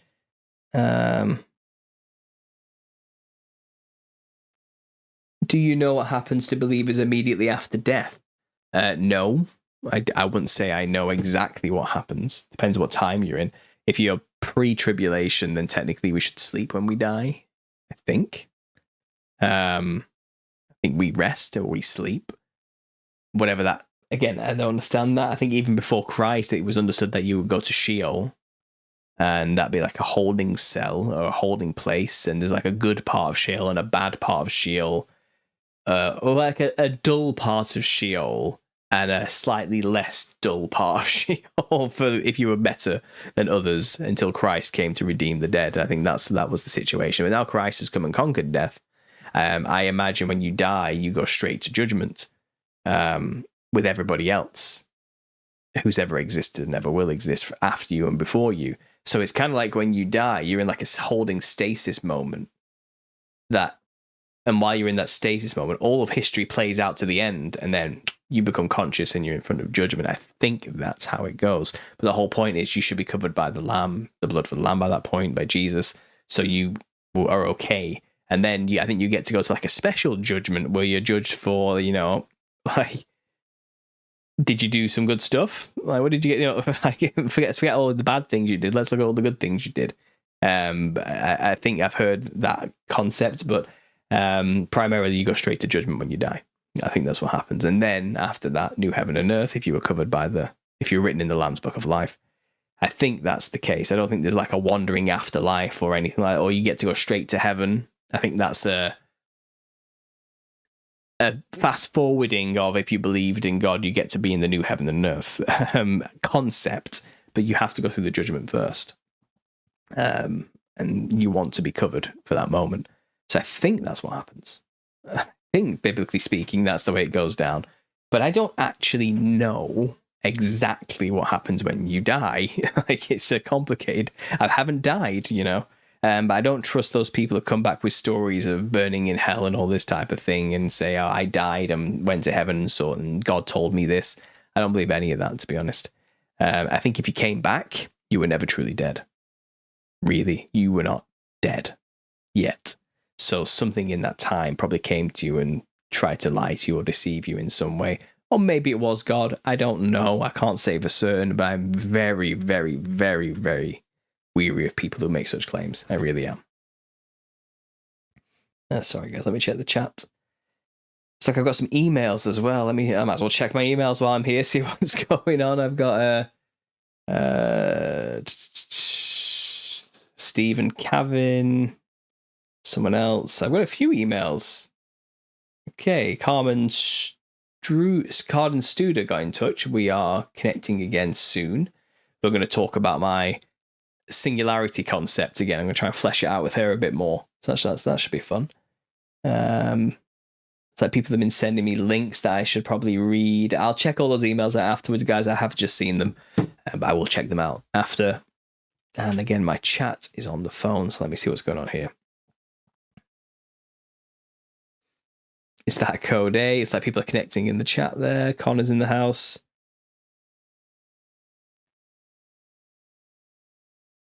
Paul, have you seen any OBEs, out-of-body experiences? I just watched Darius Wright. Weird, sounds wrong from a Christian perspective. Any thoughts? Yeah, I mean, I think this whole episode we just did was kind of about that. Be very wary of the kind of information you get from those type of experiences.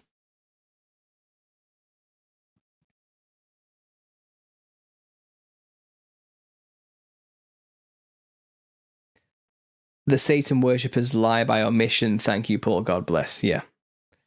It's anointed for man to die once, then judgment. However, the soul death is the second death, blotted out of existence, so the soul can be redeemed before that happens. Yeah, that sounds about right to me, Wendy. I wouldn't like to say that somebody who never got a chance to know Christ dies and then has no chance at redemption. I think the soul, we are a living soul, you know, with a body. But when that body perishes, the soul hasn't perished. So you haven't actually died, technically, when you go by the understanding of what you are in existence. I think the second death, God is the only one who can do that. He's the only one who can destroy both the body and the soul. And I think before that time, you perhaps could go through a refining fire judgment moment, and perhaps you can find your way to accepting Jesus Christ and salvation. But perhaps some people are just so stubborn in the flesh that they're incapable of choosing Christ.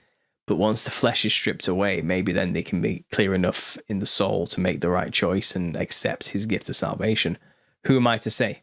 It's all in God's hands. I don't know. I'm not there. I haven't died. I don't know how it works. But I have faith in a righteous and just God who's fair and understands whether somebody was truly given the chance or not.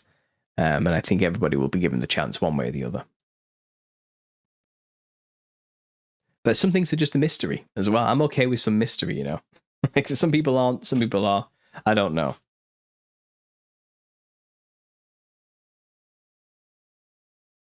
I have God, get silly with it. He's amazing, to be feared. He is love, but also wonderful, kind, so kind, yes. Christ to hell and preach to them. Hell and heaven are outside of time and space, so anyone who ever died and went to hell has heard the name Christ, and if they accepted him, they have life. Interesting. Paul, really? I don't know what you mean by really. I don't really know what you mean by that. You have to be more specific. I've said a lot of things.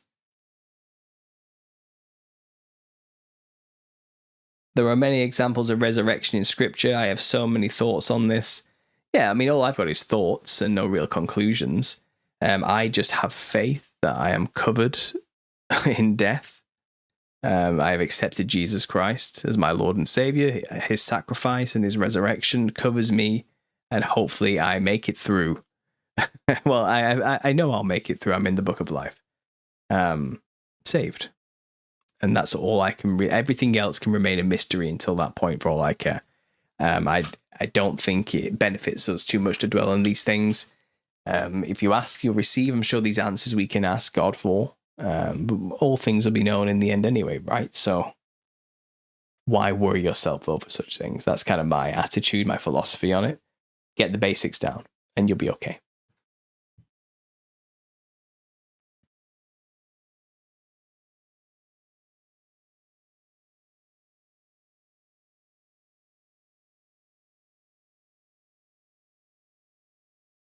The final death is the lake, and that comes to all those listed in Revelation. Sorry, you believe we can accept Christ afterwards death. Well, I didn't say I believe anything. But I think who are you to limit who God can and cannot forgive and when? What is death? Is the body dying death, or is the soul and body dying death? Who can destroy the soul but God? You have to ask these questions. These are hard questions. Yes, appointed for man to die once, then judgment. So is that just physical body and then judgment? I mean, these are valid questions. Can someone be forgiven after they physically die? What if they did live their life completely slave to the flesh and had no idea that there's a way out of it? I mean, in death, maybe then they'd understand, oh, wow, there is a way out of this. Could God not offer that last moment of salvation to them, saying, I've forgiven you of your sins. If you should accept the gift of salvation, it's still open to you. I mean, would that not be fair? Is that totally out of the realms of God? And is he not capable of doing such a thing? Now, does he do that? I couldn't say. I don't know. It's possible. And we can't just say, no, absolutely not, because this one passage in the Bible said this. And it's kind of, well, is God limited to words in a book as well? Have you made an idol out of ink on paper? Is the word of God not Jesus Christ? Is he not the word? I'm pretty sure he says he is. And, he came to die so that men can be free and can be saved. Who are we to limit what God is capable of in that respect, Now, if you lived your life and rejected Christ, knowing full well that the offer was there, maybe you wouldn't have a chance in death, because you had plenty of chances to make that choice and you didn't. But again, what about those who didn't know, who couldn't have known, who didn't have the opportunity or chance? Are they just forever doomed because they died, because their body stopped working? I think mercy and forgiveness are kind of the core messages of Christianity. And mercy and forgiveness is for the sinners. So what? Do you want those people who died in their sins to not get a chance of being saved? Just think about the phrasing of what you just said. Nope, they don't have a chance. They're not allowed it. It's like, who are you to make that judgment and that call? I just don't think, I would not speak for God like that, personally.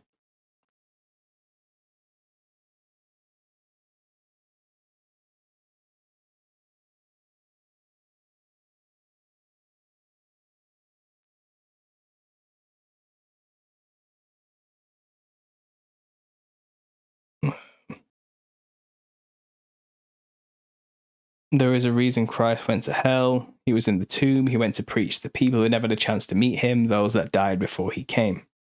Yeah, the harrowing of hell stories is just that, yeah.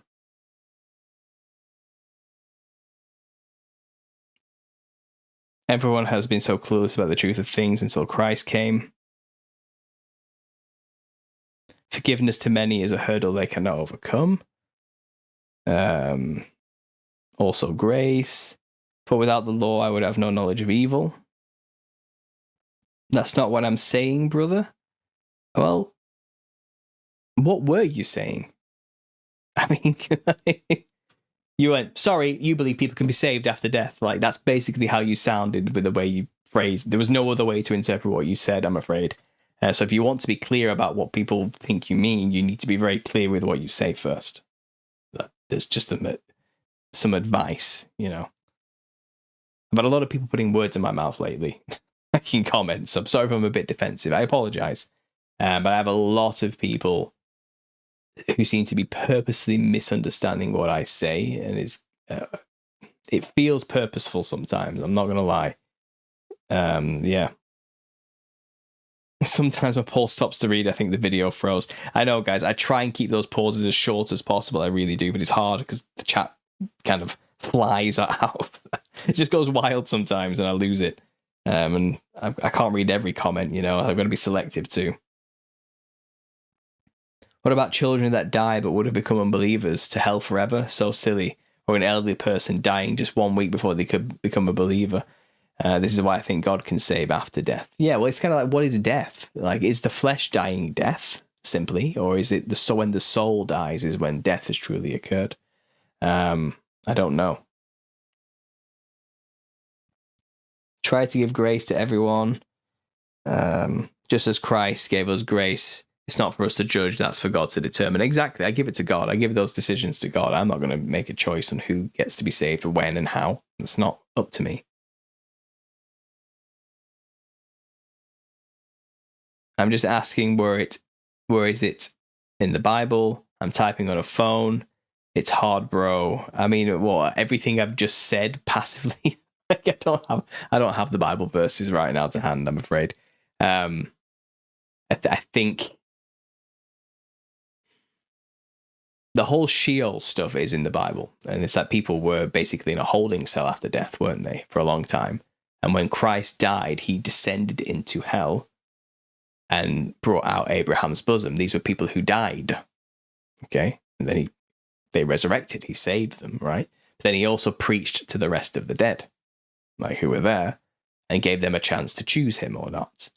I think that opportunity is likely still available for those who also die before the judgment. I imagine so. So that, I think it's based on that principle, that concept. But we don't know. I don't know. I wasn't there. I wasn't in hell. Like, I wasn't in Sheol when Christ descended and offered and said, I don't know what he said. So I don't want to speak for God. I have ideas and assumptions, and, you know, but I don't know. I would recommend people get right with God before they die. You got nothing to lose, you know. So that's my recommendation.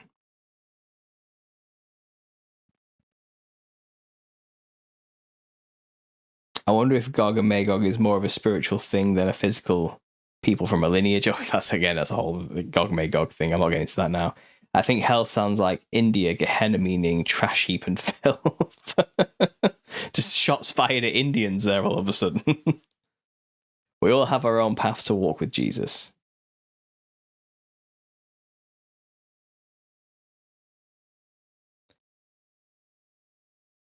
The fruit of the tree is the law. Apps like Blue Letter. The dead living again is the legal system they have us in. Corporate to your license being all caps. The dead is the straw man they created. Come out of her, my people. Yeah, okay, I understand about the whole maritime law, straw man, paper self stuff. Yeah, I think that's what you're alluding to, isn't it? The deception is defeated. I wonder that too, if Gog and Magog will be physical or spiritual. Who knows? Who knows? Because if they were in the beginning and also in the end, then it seems like it might be a concept of the enemies of God, Gog and Magog, perhaps. Who knows? Who can know such a thing?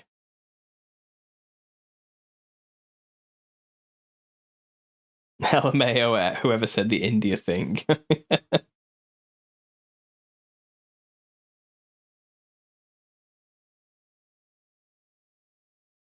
Everyone will be at the final judgment. That's true.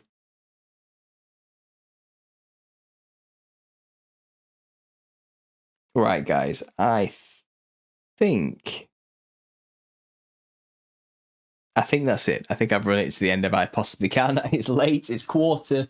It's 1:30 in the morning. Wow. I've been working long. I started at 9 o'clock and I've been talking non-stop. Like I said, guys, I was recording a conversation with Scott Helmer, the musician, just before this, and that's going to be released in a few weeks. So you got that to look forward to as well. But I do have other things coming out as well. I was on the Way Forward podcast with Alex Zek. That's coming out soon, I think. I don't know when, and I'll release that to you guys when I can too. But I'm going to get some rest. I'm going to go end it for the night, get some sleep. Thanks for being here. I really appreciate it. If you want a signed copy of the Nephilim Look Like Clowns, I have 2 paperbacks left of this batch. I sent out all the other ones that were ordered this morning, so they should hopefully be coming to you guys very soon, within the next week. I don't know what else to say, really. If you want to support me, consider joining Patreon. There's PayPal. There's many ways to support me. Get yourself a book on Amazon. This one here. Or an audiobook as well.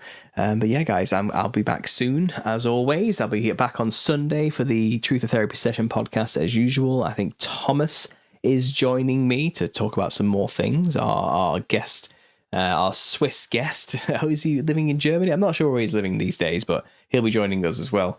And I might also have another special guest joining me, a surprise guest on Sunday too. So that should be good fun. So yeah, guys, I'll leave it there. Thanks for listening, and as always, God bless.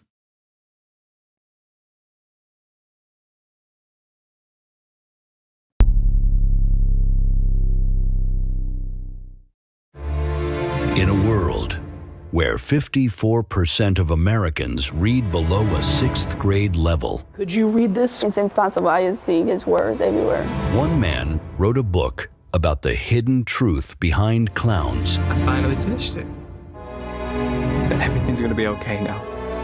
Links down below to the Amazon. But he was about to find out Your primary market is the USA, and it ranks 36th in global literacy rates, with over 43 million adults unable to read or write. getting the truth to people is no day at the circus. You know, sometimes I wonder if I'm the real clown. Nobody reads anymore. Have you considered recording an audiobook? You're going to get a sore throat. You're serious about this, aren't you? You don't understand. I have to do this. The people have to know. That book will ruin everything. I will not use AI to record this. We can't let him reach them. This is just something I need to do. I don't even like clowns. The end. Now they can hide that they're completely illiterate. This is amazing. This season, playing on rectangular devices with black screens near you. The Nephilim looked like clowns. The audiobook.